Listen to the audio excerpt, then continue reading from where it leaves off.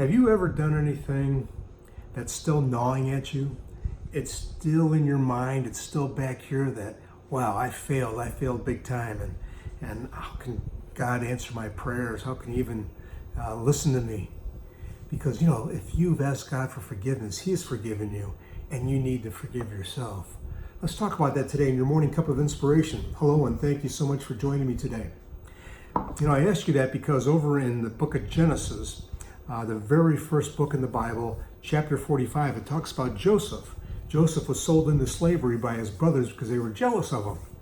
And he was sold into slavery into the Egyptians, and in the house of Pharaoh is where he ended up.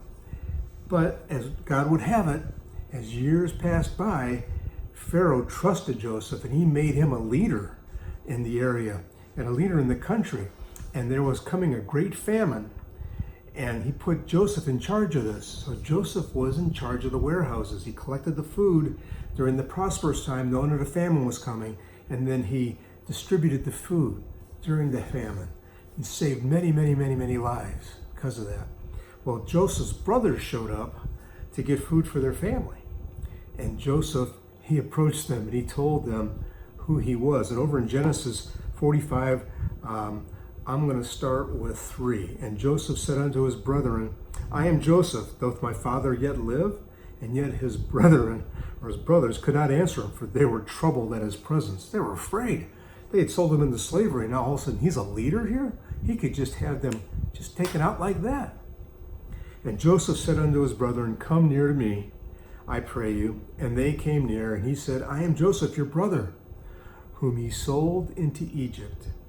Now therefore be not grieved, nor angry with yourselves, that ye sold me hither. For God did send me before you to preserve life.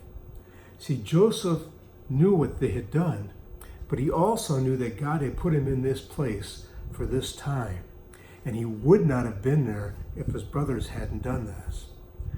So although they really had sinned against him, he was telling them, forgive yourself. God has forgiven you. I've forgiven you.